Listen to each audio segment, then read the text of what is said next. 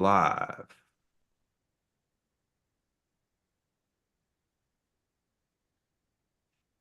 Hey, what's up, family? It's your man, Coach Crump, host of the Boy Man King podcast, and I got a special guest for you. But first and foremost, I got to give it to my right-hand man. Give it up for our co-host, Yes, Chizzy. sir. Talk to the What's up, people, man? man. What's good, family? What's How you going doing, on, man? brother? I'm I'm good. blessed, man. I just came back from a workout, so I'm feeling a little energized real quick. So That's that's what I I'm need. ready. I I'm need that excited. energy, man. Whatever, hey, I'm excited. whatever routine you got to do, brother. Make sure you good, man. Okay. But Okay. super excited for one of our brothers, our guests on the Boy Man King platform, who's went over 5,000 views, man. Incredible story, Nice. man. Just Listen. incredible, just journey. Speaker, leader, real estate investor, man. Just man, I just love everything about this, man. Y'all show some love for Mr. Kevin Ferguson, man. Welcome, Hey, brother. what's up? What's up? What's going on? It's a This great is a great day. day here, It's son. a Yes, sir. great I like that, day. man. And I listen, always like that. and being that it's a great day, tell Yeah. the people, just in case they don't know, why is it a great day, Kev? It's always a great day. Great day is it is an acronym. Every day you wake up, you can find a point in this acronym to focus on. G, gratitude. R, resilience. 8 is a spiritual number of new beginnings. You wake up every day, you got a new chance, a new start at life. D is that you got to be determined to get through whatever life throws at you and just have determination.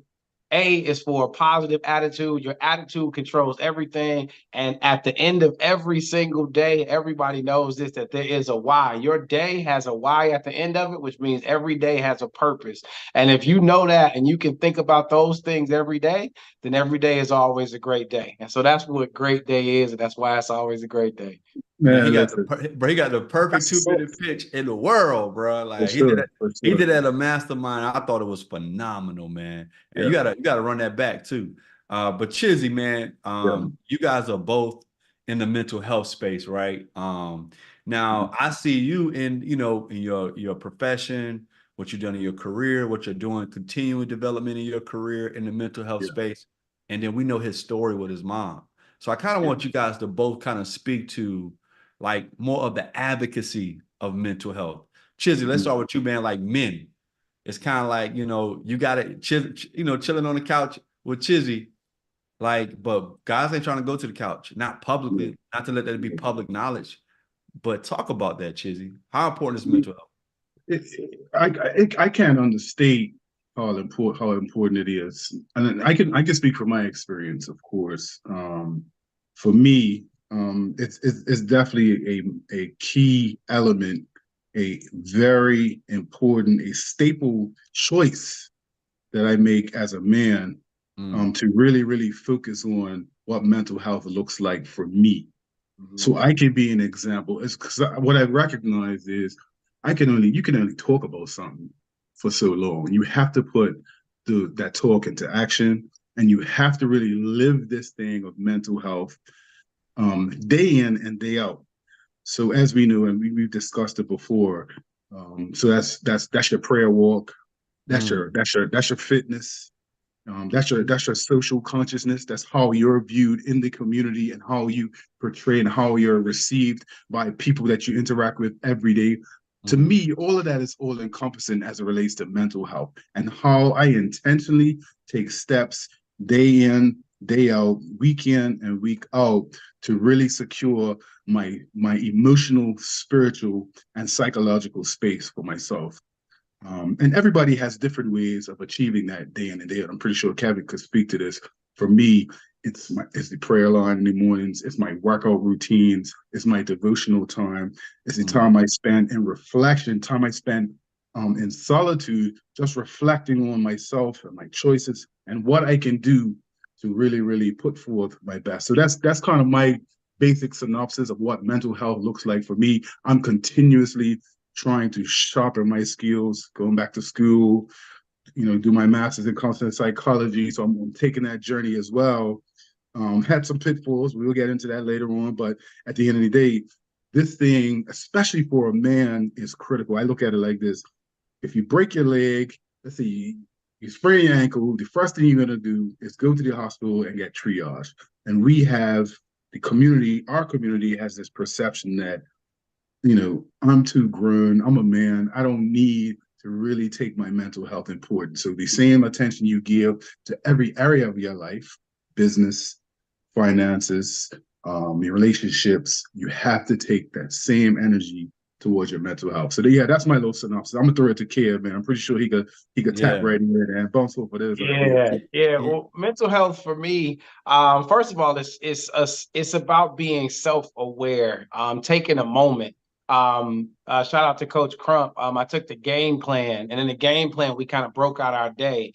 And I realized that I wasn't taking enough time for myself to stop. And so when I added that in my day as a regular part of my routine, I realized that I needed to stop. And then there's this thing called hour of thinking time, which we'll probably jump into in a little bit. But Julian Marion he put me on to that.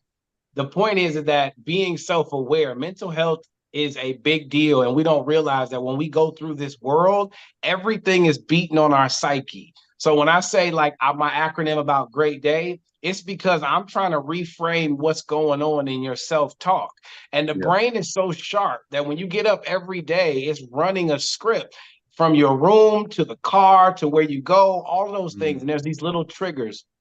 And so I try to make sure that I'm always trying to reframe, stop when I'm feeling something, and just give it a minute and identify. And I think in our community, we are, to your point, trying to be so tough that we're forgetting that toughness is us ignoring something that really bothers us. And when you take that hour of thinking time to be quiet, sit still, and just engage in any of your thoughts, you start to realize what's being loud. And I feel like our community needs to focus more in on mental health because, Mm. especially men, I mean, we have so much pressure on us. And that's why this platform, Boy Man King platform, is so beneficial because you have a safe space. You have people who are operating in their kingship that can give you feedback and give you a place. And if you guys saw my episode, anybody who saw my episode, you realize that there were points where I was tearing up. And I recognized that mentally I hadn't dealt with some things, but being able to Mm. sit in a safe space with somebody and talking that out and seeing another king say, hey, look, I struggle with this. And Yeah. another king saying, yes, I struggle with that. That is super important, especially as Black men in this world, to have a safe space to get it out. So, two big things: stop, realize it, and then find a safe space to get it out where you can at least engage it. And once you can engage it, you can start to reframe your thinking. And that's where the whole self-talk thing comes for me. So that's kind of why I believe that mental health is something that we need to pay attention to, but we also need platforms like this, Mm. which instead of it being, what is it, counseling, this Yeah. just feels better because Yeah. this is people who I don't feel like gonna judge me. Yeah. Yeah. And I want Yeah. to speak to that, but we got to get to the place where mental health and just like mental illness is a requirement. You know what I Mhm. mean? As far as getting treatment. Now, Yeah. let's take away some of these clinical terms because people going to. So I made up a phrase. I just made it up. Okay. Let's hear it. Mental maintenance, right? Mm. Okay. Like mental Okay. maintenance is something that we all need to do. Me and my wife had a date night yesterday to go to Relationships Uncensored. They had David Michael Wyatt there, Pastor R.A. Burney, who is the pastor to Dr. Darius Daniels, was there to kind of share some gems about what they've been doing with their wives for 15 and 26 years. And you're like, so they dropped something so heavy that me and my wife had a conversation, man, at dinner last night. And I'm asking questions, and she's like, yo, I got needs that's not being filled, you Mm. know? And my ego, Kev, like my pride, the fact that I pride myself on having a strong boo game. My wife is like, my needs are different. I've been having some of the same challenges with you communication wise. And I thought it was important. I thought about this all day, Chiz. Was I going to be, me and my wife talked about this. Like, if I'm going to be who I say I am as a coach, as a man, like I need to share with men that I'm with a woman that I'm a college sweetheart, madly in love. I'm going to be with her to the day I die. And I'm still figuring it out 22 years later. Listen, So, my go ahead. I'll let you and, go. and what I'm sharing that to say this, it works if you work it. Like Yeah. I don't want people to think that, man, I just got to get married. I just got to get that job. I just got to get that house. the work never stops. Like, just like we talk about working on your body, working on your mind, you got to put the work on your relationships. I just got to make sure that my pride and ego is not convincing myself with that self-talk that I have arrived in the space where I am entitled for certain things. Whereas I gotta remind myself, bro, what work are you doing to cultivate your wife's heart? And one thing that Dr. Ari Vernon said to me that I knew when he said it, man, it's going on the internet too, but this is the honest truth. When he said this phrase, I knew that that wasn't the case for my marriage. He said, he asked his wife, how does it feel to be loved completely? Right. And then she began to express on stage, like, it's something like I got no need, love wise, like, it's crazy how much this man loves me. I got no needs nowhere. Like, he loves me up and down, all around, all and through. Like, I can't even explain it. Like, when other people even try to shoot their shot, and they mentioned that other people try to Yeah. say holler at the gym and holler at the airport and holler at the mall and holler. She laughs. She's offended. Like, because you're like, my husband, like, he loves me completely. And I was like, spot of the moment, because my wife said, I consume her with my love. And I already knew the answer to that question. And as a competitive guy, though, I was hot. One time I was like, yo, I need my wife to have that. You know what I mean? And it just showed me how much work I got to do. Um, even at the stage that I am, being a 1% man, being a king coach, being a six-figure house on the hill, great kids, picket fence, cute dog, travel the world, I still have a lot of work to do. And I wanted to share that with men tonight so that guys don't think like we just at different stages. I still got work to do though. I don't want you to think if you get to a certain stage, they stunt. The guys on IG going all the trips overseas, they stunt. It's still work to be done. So I'm glad you mentioned that because the when you what I was thinking when you were talking about what the doctor said, I was thinking, how does your wife receive your love, and what would be the ideal for how she receives your love? From an analysis point of view, I know you were saying that you guys are still learning, and it's a continuous journey of learning how your partner, how you receive love, how you give love, and how people interpret love from you. So I'm very happy to know that you guys had that moment where she was able to express to you, this is how Chris shows up and loves me. Um, and this is how Nicole shows up and loves Chris. So that those conversations are vital. And to your point, these are conversations that should take place on a regular basis, not from the perspective of, um, you know, I don't feel that love from you, from the analysis point of view, where you're able to openly and honestly express and talk about the good parts as well as the bad parts of what it feels like to receive love and to give love with your partner. And I'm not a relationship expert. I know what it feels. Well, I know what it takes. I guess I could say this, to have a failed quote unquote relationship. So from that perspective, um, I've learned a lot, even from my own journey and how I show up. Not even just, and of course, I'm not in a relationship currently, but how do I show up, and what does it mean for me to be able to be open to the criticism? Because sometimes we can think that we're doing something a particular way, come on. and And this how is the mental person health. receives it interprets it completely different. And then you bang your head against the wall because you're like, well, I thought I was doing this. I thought I was doing that. And you're making it more about you as opposed to what the other person Validating their feelings. feels and how the other person needs to receive you based on what they deem to be important as it relates to love. You know what I Yeah. mean? So And I share that, and I want to give it to Kevin on this one, Kev. And you guys made some great points. I want to shout out to the points because I want people to miss what you both have already shared. You mentioned that mental hour, Kev, where you just spend a time with yourself to get your mind right. And Chizzy, you mentioned you need to have a prayer lifestyle, like a communion time, like a regular time with God, physical health. Like, make sure you in like you get and you in part of some type of community, but also that you have some type of solitude, so that Why we're talking about mental health, mental awareness, and mental maintenance. When I have a hard conversation that's pricking my pride, Yep.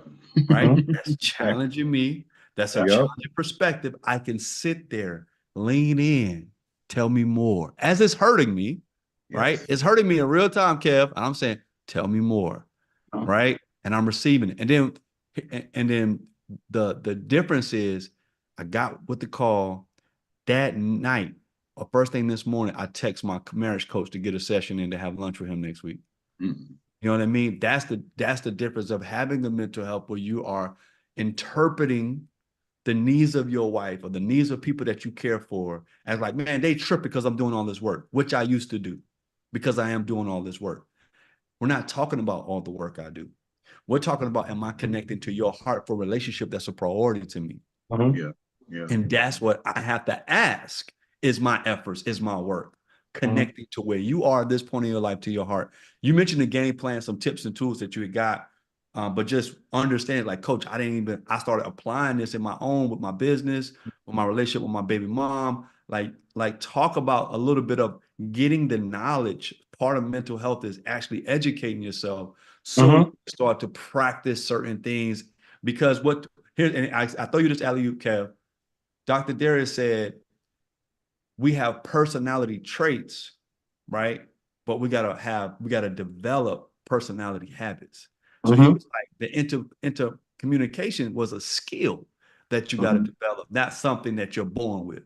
All right. So yeah, go ahead, Kev. The habit thing, the crazy thing is that when you guys were talking, the big thing that I learned was not to plateau.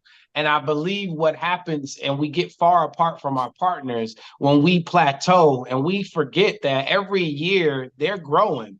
And if we're going to be fulfilled in our relationships, we want our wives, we want our partners, anything to grow to another level, in which every level they grow, their needs begin to change. Yeah. Well, what happens, and especially with me, I had gotten to a point of success, but because I had gotten to that point of success, even in my relationships, it was like I plateaued, and then the needs of her in my mind plateaued as well. I'm doing everything right. I'm coming home. I'm doing this. I'm doing that. I'm doing the other. And then when the goalpost moves, I'm frustrated because it's like, well, I can't ever quote unquote score the touchdown because the goalpost moved. But if she wasn't growing, then the goalpost would be exactly where it was a year ago or 2 years ago. But the fact is that every year she's growing. And so as she's growing, her business is getting stronger. The kids are getting older. All of those things, her needs begin to change. And when her needs begin to change, it's fourth and goal for me in my head. And I'm going to score the touchdown. And I look up and it's like, oh, well, now we got a second child. Well, now we're on the 50. And so now I'm sitting here like, man, this is a never ending, and it isn't. It'll never end because as she grows, and I'm sure, Crump, you know, as your wife grows and as your relationship begins to grow and she gets better, has more on her plate, her needs change on you. And it's like being fourth and goal, getting ready to score, and you think you got it all figured out. We get ready to do the little flea flicker, or we're going to do the tush push. We right in, and then you look up and you're on the 50-yard line, and you have to shift your mindset to recognize that this game is forever. So when they say that, forever, and that this is a marathon, not a sprint. In relationships, you have to fix your mind to recognize that if things are kind of settled down, that's because you guys are on a plateau. But as I learned in the game plan, it's like things are going to start getting rough again, and that's part of the pain that you go through, which is growing pains. And when you're sitting still, you get comfortable, but you gotta know that those rainy days are gonna come. But what that's doing is that's watering your relationship. Everybody's getting ready to grow more.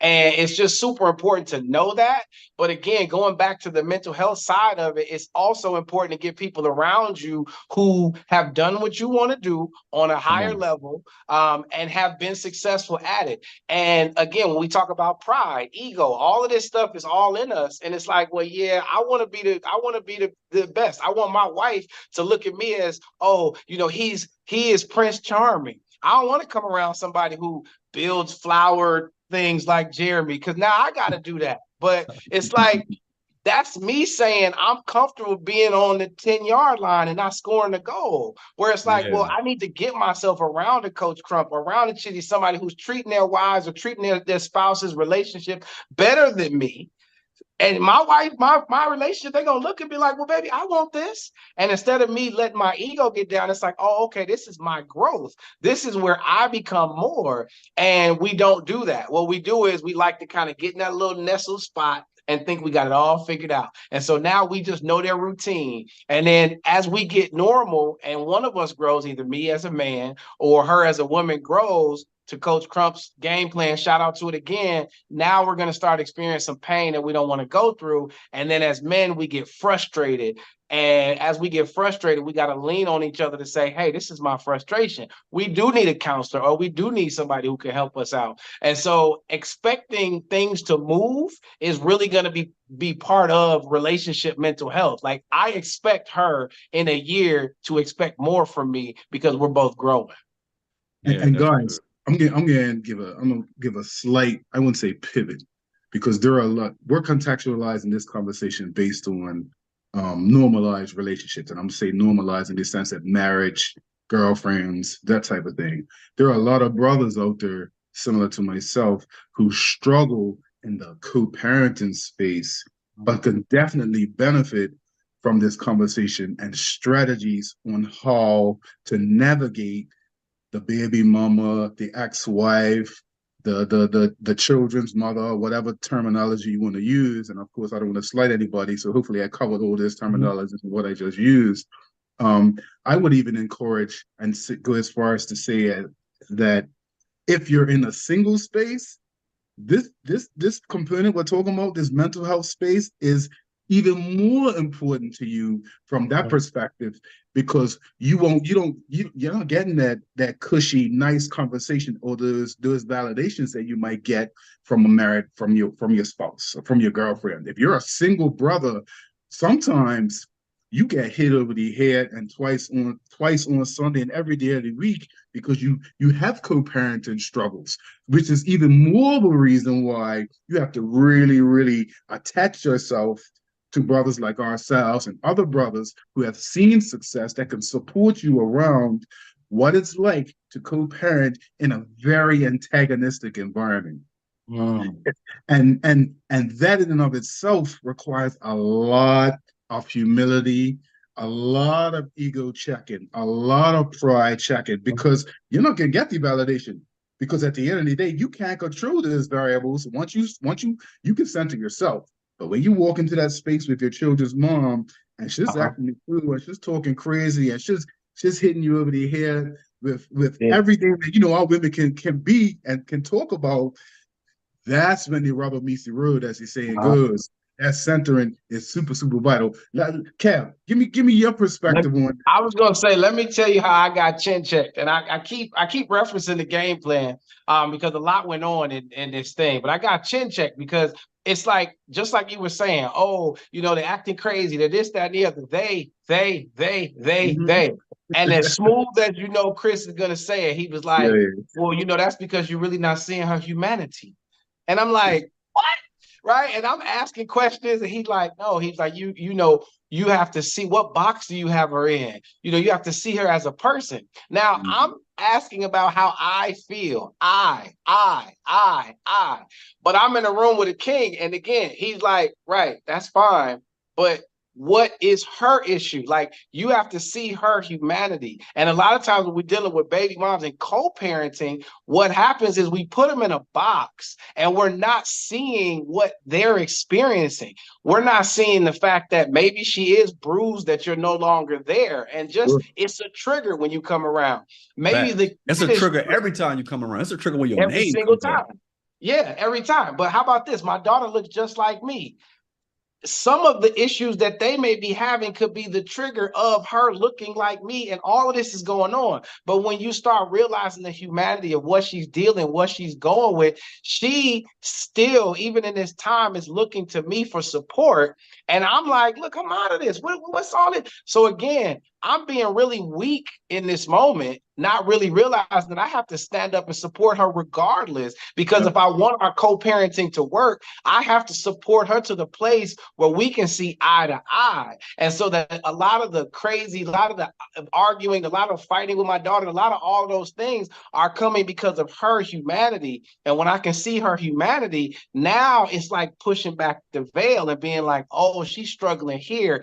I now know what I can do and move forward. So it all goes back to support systems. And what we run from is we run from counseling. And it's like, because that makes us feel like, oh, well, then maybe it's something wrong with us, or they'll discover something about us. And if you're afraid of counseling, then you have to get in the room with people who are operating at a level higher than you so that they can, just like I got chinched. I literally remember that conversation. And I was like, man, and I felt like I don't like victims. I can't stand when somebody victimizes themselves. But when he said that back, everything in my self-talk is like, okay, I'm being a victim to the situation. And shout out to Dewan Matunga, because then after I got off the call with him, all I heard was, what is the answer to the question that you're pretending not to know, right? And so when he told me you don't see her humanity, then I'm like, okay, so what am I sitting here acting like I don't know? I know she's upset about this. I know she's upset about this. I have to cater to that,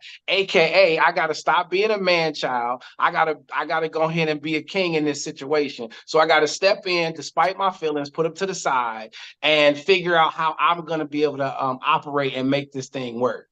And let's stay in this space, right? We're in a room. We're in a virtual room. But let's say we say, hey, yo, guys, we're gonna add all the women and children in our lives in the room. Now, Kevin, I'm gonna let you go to your room with your women and children. Chizzy, I'm gonna let you go to the room with your women and children. I'm gonna go to the room with my women and children. Who would you guys volunteer to take the lead in those rooms? What do you mean take the lead in those rooms? In As terms of leading relates the to the conversation? relationship, how the relationship's gonna work. If you had a choice, Yeah. and your choice makes a decision on the betterment of everybody in the room, right? Whoever's going to take the lead on managing these relationships to death, you only could pick one person. Which person are you picking? I don't know what to answer, because I feel so what I'm hearing you say is that I no, I don't want you to get to what I'm here to say. I want to answer. You, all the women in your life, all the children in your life, you and them are in a room. Just y'all. Kevin, the women in your life, the children in your life. I'm not putting titles on who's what, but in your world, you have women and children that's part of your life. You have to pick one person in that room to be the leader of how those relationships are going to be managed. Who are you picking? Oh, I'm picking myself. Kevin, Picking myself. stop there. Kevin, who are you picking? It was me, 100% me. So when I say it's not our fault, but it is our responsibility, I try to get us back into what Dr. Darius would say. And here's the way of the narrative. Is it the culture's way? Is it the church's way? Or is it the king's way? I can't speak for you in your house. I can't speak to you in your house. But I can speak for me in my house. We're going to do this a certain way because I have a certain end game for us.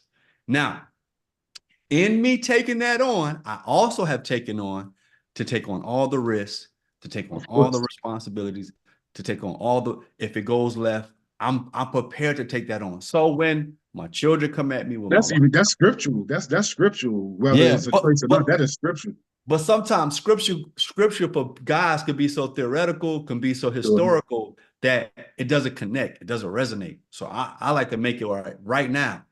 Put you in a situation where you have to make a decision. Take the emotion out, take the titles out, take the money out. Humans are involved. Their betterment and their well-being, you got a decision to make about it. Who hands are you putting that in? Any man worth any salt of being a man of any level of maturity is going to say himself 100 times out of 100. So if you know that, you also have to accept the responsibility of what comes with that. And that, well, we got to prepare, guys. The reason why we got to have a conversation. That is painful. That is challenging. That is fearful because there's so much you don't know. There's so much things you can't control. You know what I mean? And it's thankless. It's thankless. More times than not, it's thankless. Yeah, but I'm saying that's why we got to encourage each other. Like, so part of my code with men is that everything from a relationship maintenance perspective should be done in a third. You should get a third from man, you should get a third from God, and you get a third from others, like children, women. Some people got pets, right? But like you get your affirmation, validation, confirmation as a man from God confirming with you like who you are. The men who have been initiated, who run things the king's way, who's like, bro, you good, man. I'm proud of you. I see you, king. Like, okay, like I need to stay around these type of men. And then creating healthy relationships in that last third. What make guys go left? My man who just went off and killed people in Texas. We got other brothers that we know in certain circles that have suicide attempts. Suicide attempts are 3 times highly more likely in men than on women. Is that they put so much of their validation, so much of their confirmation and affirmation as a man into a woman. And when her response wasn't in alignment to what he thought his life was going to be, he wanted to off everybody, including himself. Right. And so we having this conversation because you misplaced the weight of your own value as a man and putting so much of it into certain people when a third of it should go to God. A third of it should go to healthy men who have been initiated, who do things the king's way.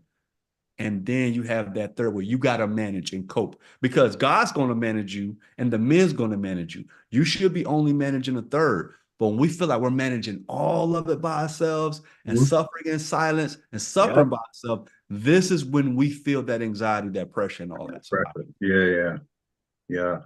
Hey, and it's an amazing experience. Just to pivot, it's an amazing experience once you get that nucleus around you.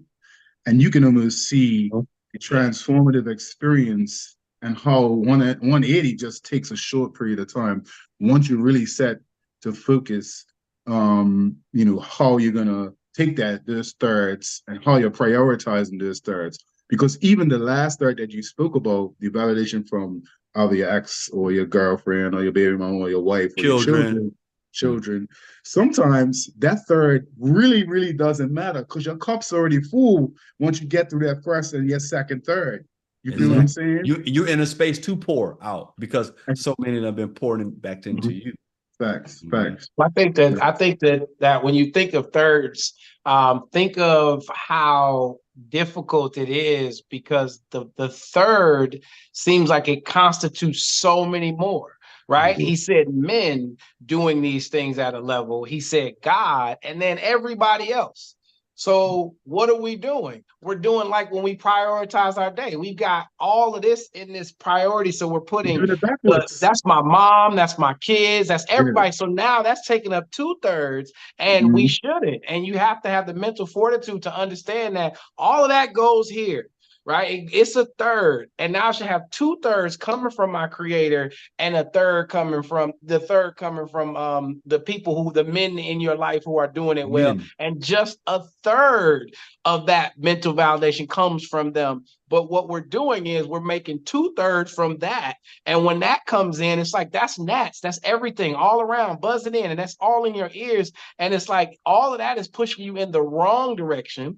You start to react, and then you start getting bad feedback. Bad feedback turns into bad habits. Bad habits just put you into a loop of negativity because now what are you willing to do? Now you're lashing out. Now you're upset. Now you're angry. And now I'm even taking another step further. Now you're shying away from the king.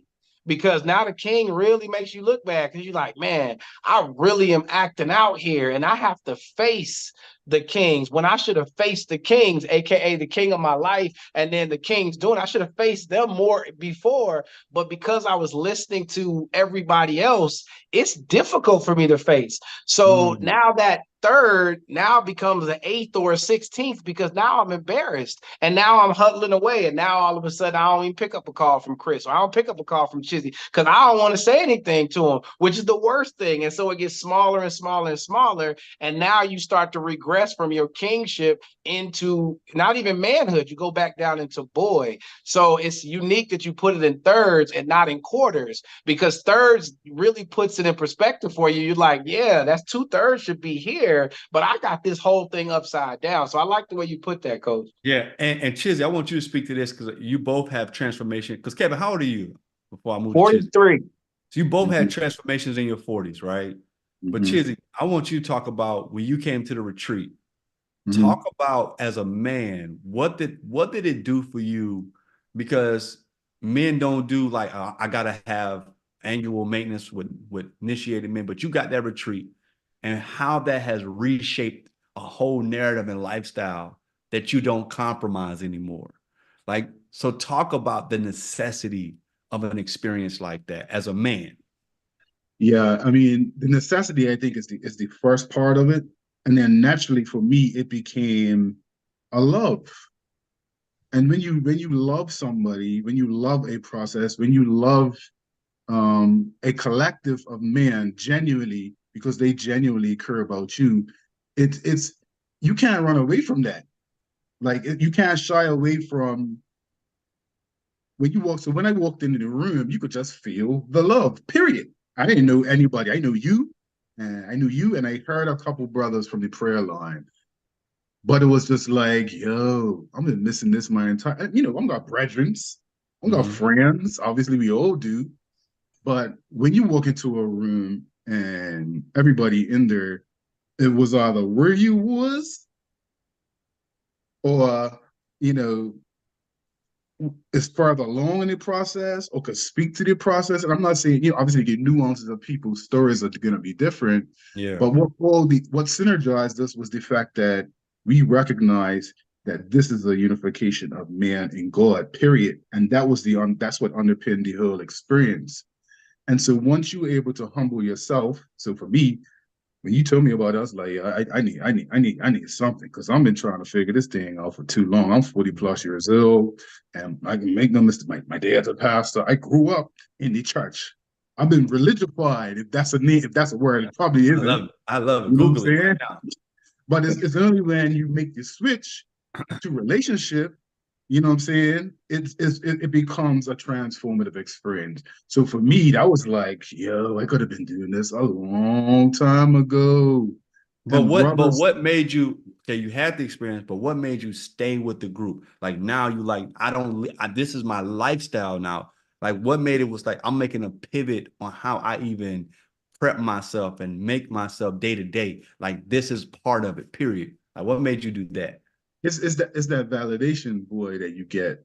It's that sense of belonging, it's that sense of camaraderie, it's that sense of genuine affection and genuine feeling from brothers who want to see you win, who are Mhm. actively trying to see you in, who will give you a phone number. They give you your number.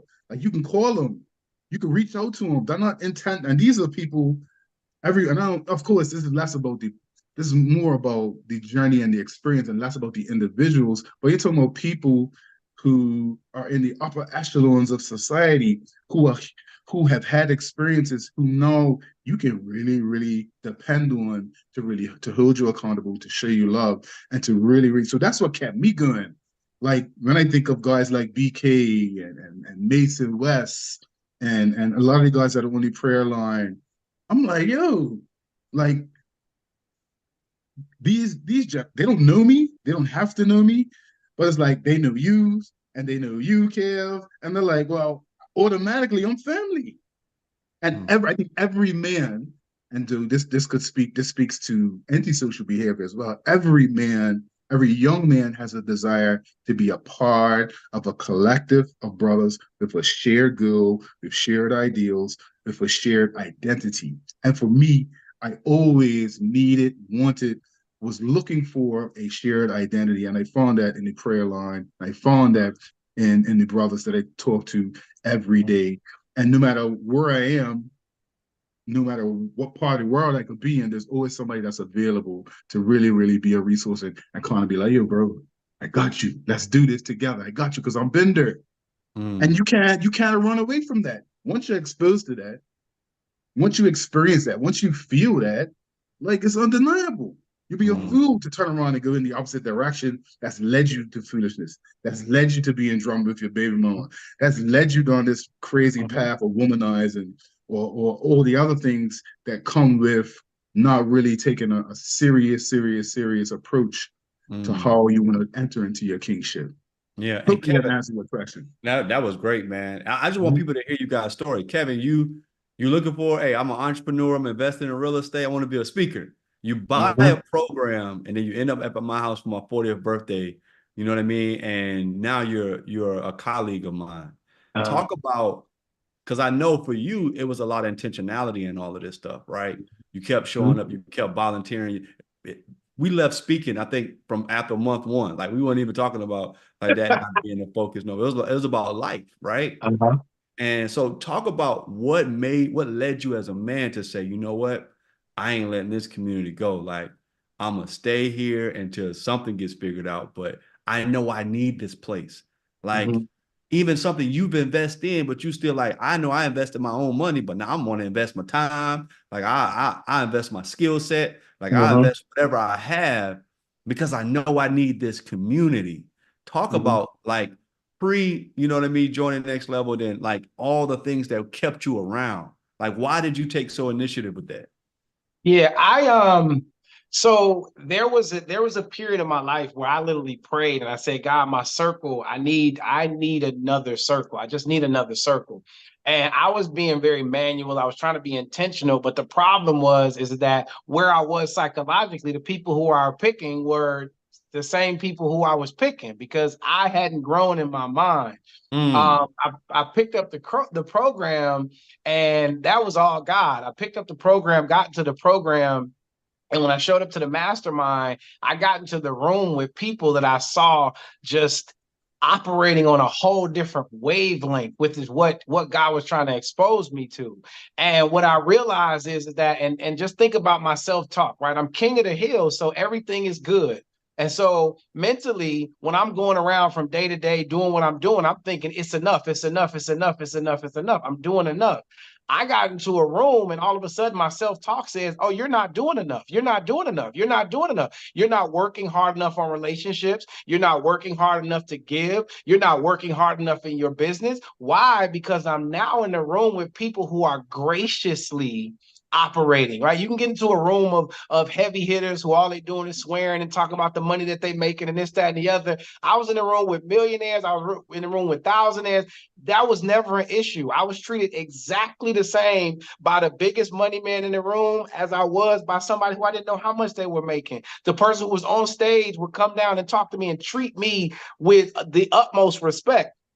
And it just made me realize that the people who you have around you make a difference. And to see them, how they treated their wives, to see how they intermixed their wives into their lives, to see how they treated individuals, to see the humility of service to be exactly what I envisioned a man to be. Because keep in mind, my dad was very aloof. And so I saw men doing that at a level, but my mindset around a wealthy man, a millionaire man, is kind of sitting back and letting everybody else do it. They're not picking stuff up and grabbing things. No, no, no. Right. And I got into this community and I found people in a community that were pouring into me simply because I was me. It got outside of, like he said, speaking went away really quickly. It was like, oh, wait a minute. And I would ask a question and that question would come and then it was look deeper within and it started to make me start to turn inward. And so being in that community made me turn inward and then I would come back home. And the great thing is, God is so good because it was in Atlanta. So I would literally fly, land, get there and get poured into. And then when I landed, it would just be like it was all being pulled out of me.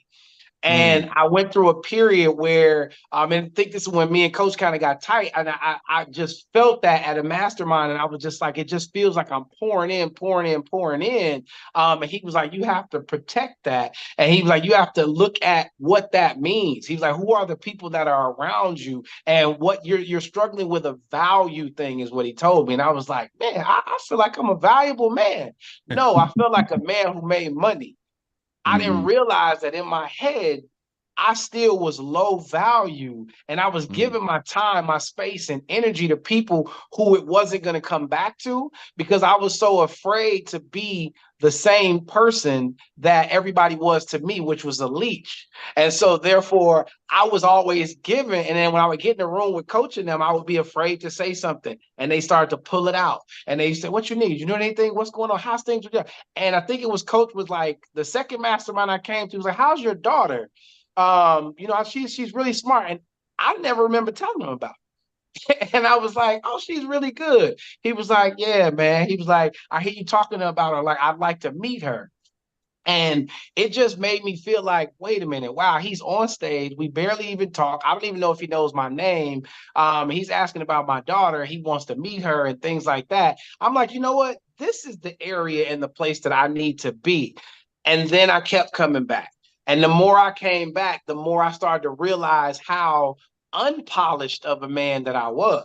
Because again, I'm now around more polished men. So again, back to that self-talk. My self-talk went from good enough to I need to do more, simply because I was in a room with men who operated at such a high level that I couldn't even be at peace operating on the level that I was at. I couldn't be at peace not serving. And so then I said, you know what? I got to come to another mastermind. Then I brought my daughter, and I just got to come to another one, because it became addicting, because my self-talk now started to tell me this is the work. This is what you need to do. And so instead of me feeling accomplished, I felt like I needed to do the work.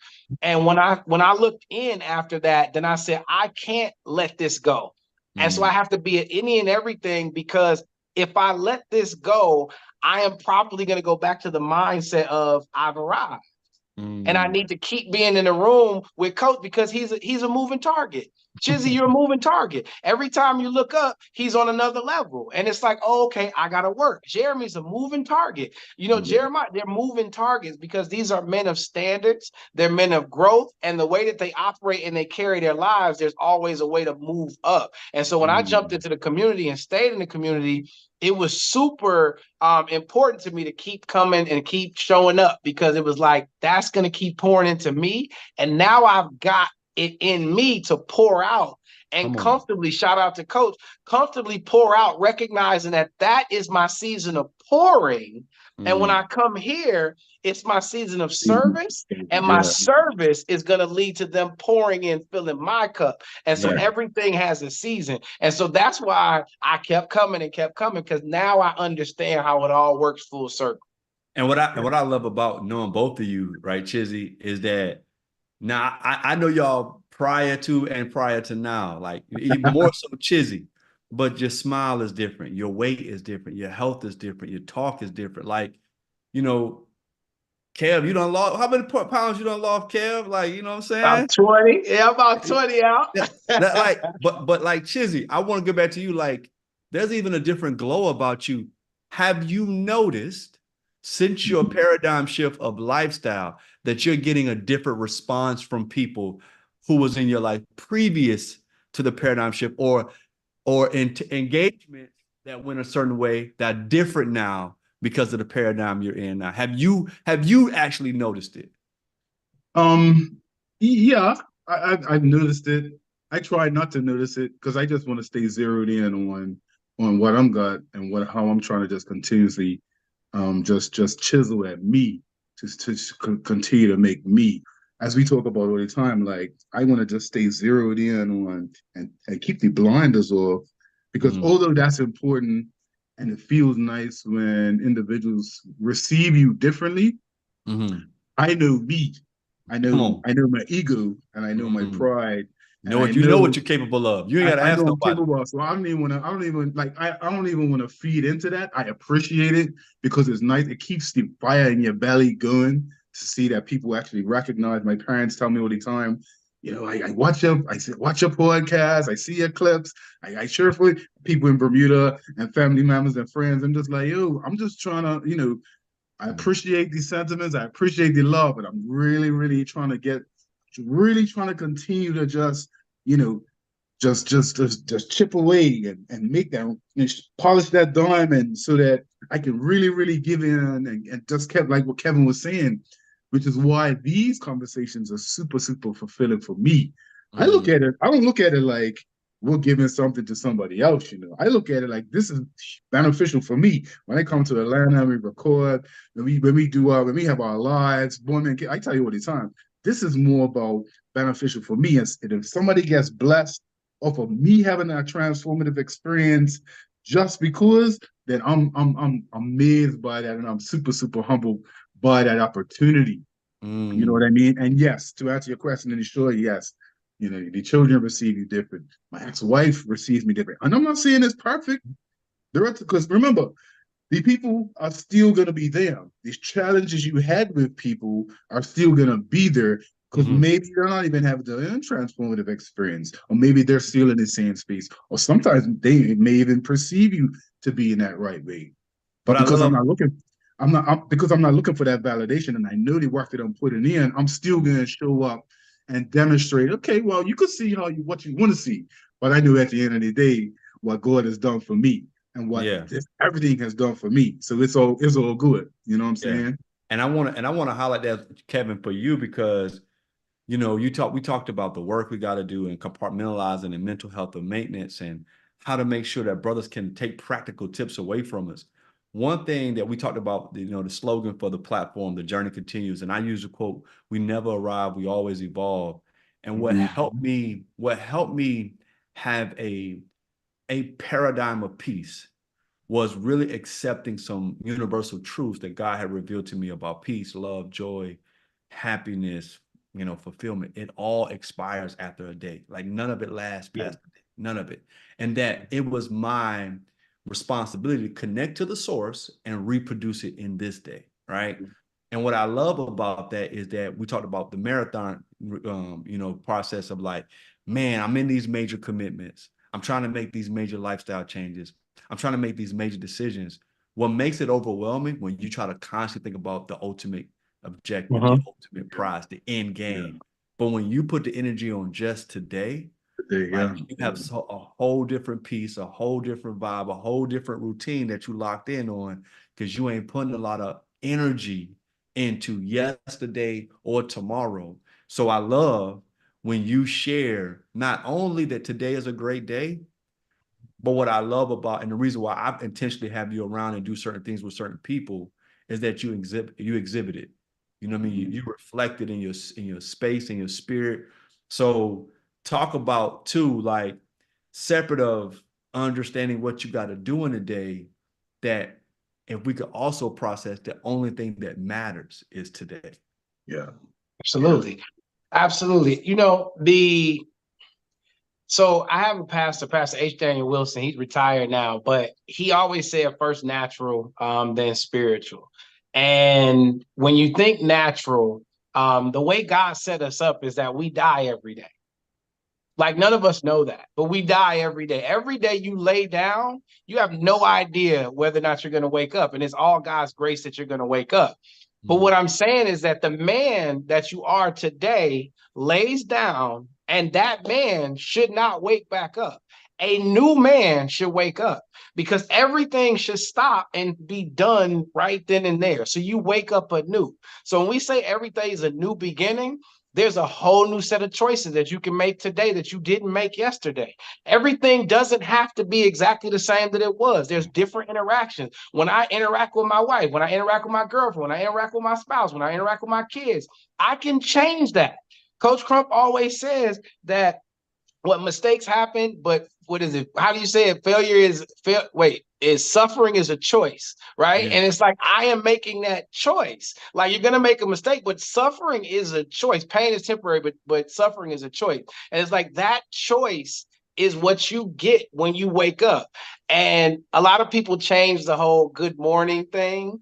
And again, first natural, then spiritual. Maybe God wanted us to say good morning. Good morning. It's good to mourn that. I'm mourning the fact he's gone. Good morning. Good. Mhm. It's good that he's gone I because like that. today I'm a new man. So good morning. You know, everybody, oh, grand rising. No. Good morning. It's good that I'm mourning that, because the fact that I know that that man that laid there is not waking up today, that I am a fresh, I am a new, is Come why on. I attack the day every day like that. Yesterday, I was mad at her. Yesterday, I made a mistake. Yesterday, all this stuff happened. But today, it doesn't have to happen. And so it's good morning. And The Rock says that with day one or one day, if you keep getting stuck in yesterday, it's always going to be one day. But when you wake up every day knowing that it's a great day and it's a brand new spanking day, then that means it's day one. It's day one to build a good relationship. It's day one to have a good day. It's day one not to be upset with that. It's day one to lose another pound. It's day one to look at your bank account. It's day one to face your demons. It's day one. And it's like every day is a brand new day. And if when you think about that, I get the opportunity today to not make the same mistakes that I made yesterday, then every day is going to be a great day because everything is fresh. And that is what I tell myself when I walk out. Like, it doesn't matter what happened. Like, it just doesn't matter. No, it just doesn't. Even when my dad passed, it was like, okay, God, all right, new set of challenges, but you know what? Today is a great day despite what happened yesterday, because that happened yesterday. And whatever you have for me, I want to fulfill today's why. At the end of this day, there's a why, there's a reason yesterday happened, but I mourn that yesterday. And today is my new day, and today's a great day. So that is where that mind frame comes from. That's why I think like that. And when he says it exudes it, it's like, well, if you think like in the past, you're in the past. You're gonna be, because what, think about it. When you're mad, what are you usually mad about? Did it happen right now? No, happened 10 minutes ago, 5 minutes ago, 3 minutes ago, 30 seconds ago. You're always mad at the past. You're never mad at the future because it hasn't happened. So all you have to do is shift your mind to recognize that the past is the past. It's gone. Let it go, move forward. And that's why I step into it and just continue to make it a great day. And one thing, man, we do shout out to the next level speaker. You're a motivational speaker, I'm bro. about That's to say, ready to get hey, I'm listening to paid. it. I'm like, I'm getting closer to the screen.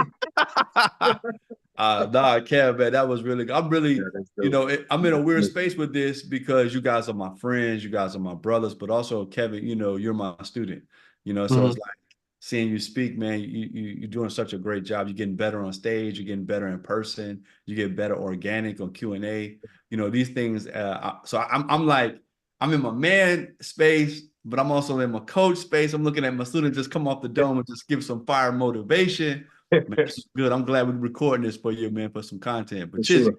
man, So, just Kev, yeah. go, I just want to, and I know this is obviously we're live and we're catching up with you to see what's been going on with you since we aired your episode, man. Mhm. Just tell our viewers, what's going on with you these days, how Mr. Great Day is functioning, what you got going on. I saw some clips on Instagram where you're in the schools and you was talking with the high risk kids and how the newer generation is framing their presence in this world very different from the older generation, how we need to have that changing of the guard, man. Talk a little bit about, what's going on with Mr. Great Day, Kevin Ferguson, going on right now, man. What's the future for you, man? What you got going on, bro? Man, oh man, everything is going really good. I'm just excited for the growth that I've had in my life.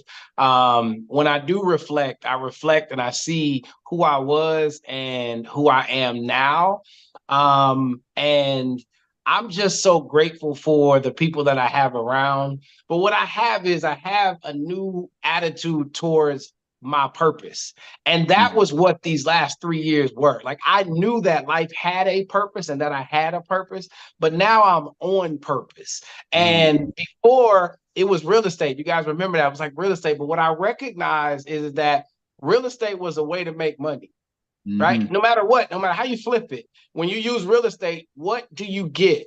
Like, you have to have a purpose to make real estate work, right? I have a purpose. And to shift out of that was very difficult. And whether you believe in the devil or you believe in evil energy, whatever it is, they didn't want me to let that go. Everything went into a tailspin for a period. So you guys have first seen me, I was having trouble in my relationship because I had just kind of stepped away from a marriage, and that was just rocky. My finances look completely different because I went from making all of this to now I have all of my real estate money plus my corporate America money to like, oh, now the corporate America money is gone, and now it's entrepreneurship money. And I think you guys understand that it goes in a Yeah. circle. It doesn't go a straight line. So one minute I got money, the next minute I'm poor.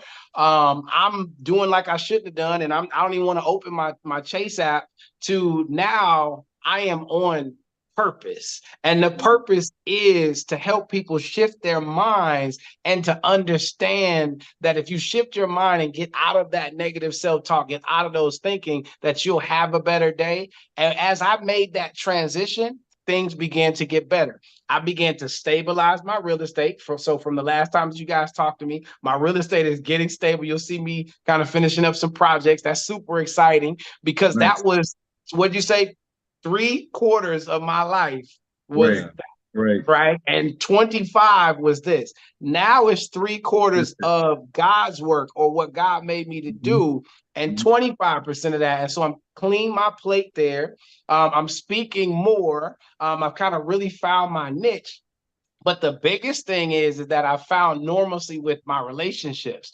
Me and my daughter have gotten closer. My youngest daughter, which you rarely hear me talk about, we've kind of gotten there. And I realized that was really deregulating me because as a man, remember the part of the episode where I said an evil king sitting on my throne, and you guys were like, well, where are you as a king? I'm like, kind of a prince. And I realized that the evil king, whether I liked it or not, was the deregulation of my household.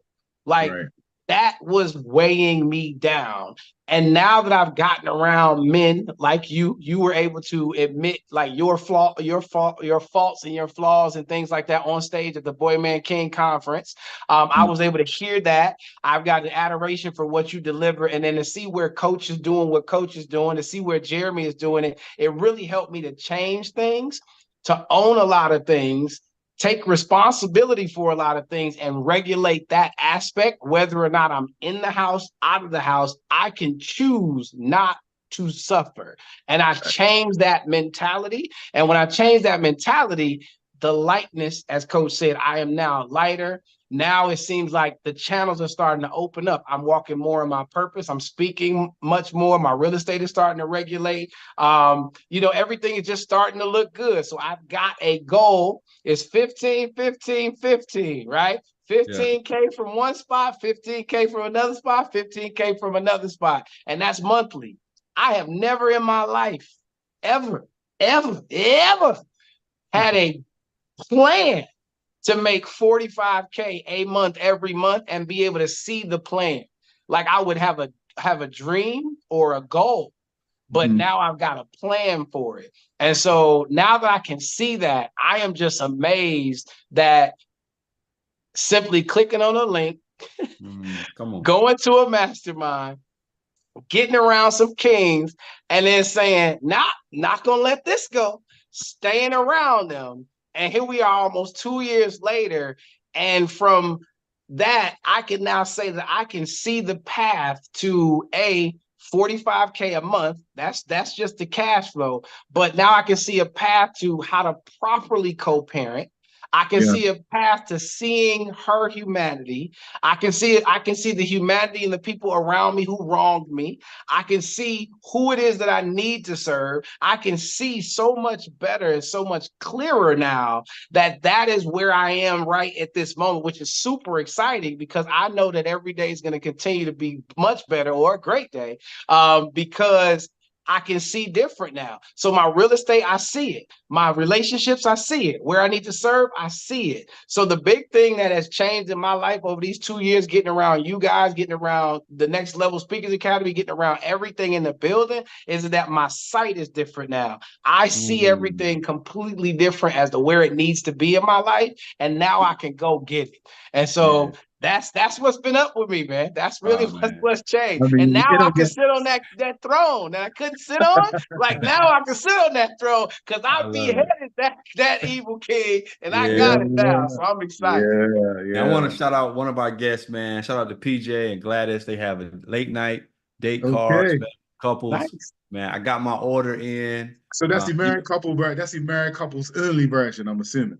Yeah, well, it's very spiritual. It got scripture in it too, but it says warning. There is a warning sign, and the warning said, playing may result in being fruitful and multiplying. So I think, Uh-oh. yeah, That's yeah. married couples only. I ain't there yet.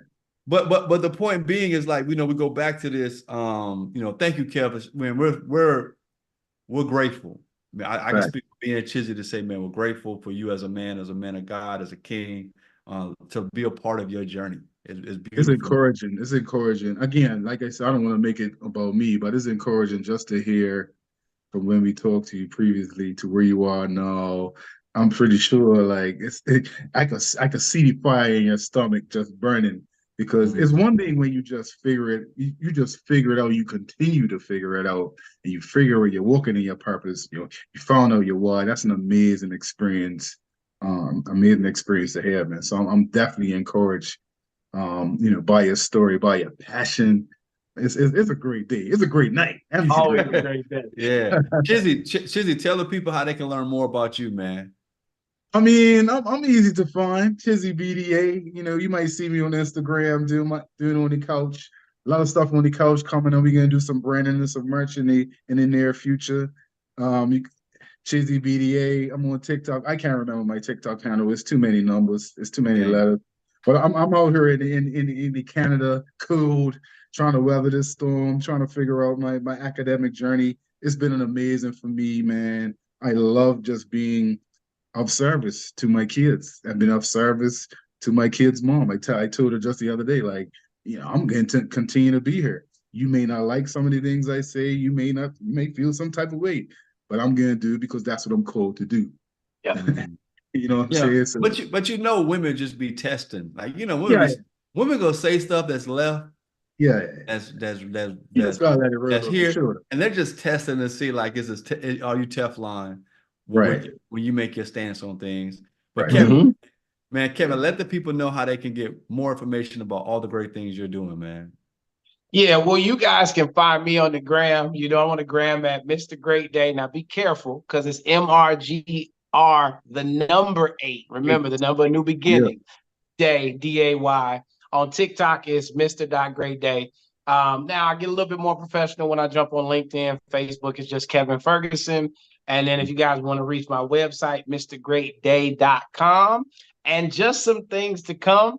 The Unique Perspectives podcast, Speak Up, Speak Unique Perspectives podcast will be rolling out within the next 30 days. So y'all can check me out Hey, on that. So y'all Yeah, be able we to got we see it got and to get a get on little there. bit We got to more get on from there, me. Chris. We got to get on there, bro. We congratulations, got to show the man. love. We got to return the love for Yeah, sure. Yes, man. sir. That's big, man. Yeah, and I'm just super excited and grateful, man. Thank you for sharing, man. Man, listen, follow the Boy Man King Talk Yes, on sir. IG. Man, subscribe to the Boy Man King podcast on YouTube, man. Check out the episode, man. It's one of our viral episodes with Kevin. He got such an amazing story. He didn't even share the stuff about his mom, about some of his past and childhood, but he has an amazing story, man. But yo, Kev, thank you for taking the time to kick it with us tonight. Thank you, And brother. Thank continue you. to tap in with the Boy Man King podcast. And as my boy Chizzy will always say, the journey Journey continues. Man, continues. y'all be blessed, man. We appreciate Peace, peace. y'all. All right. Have a great day.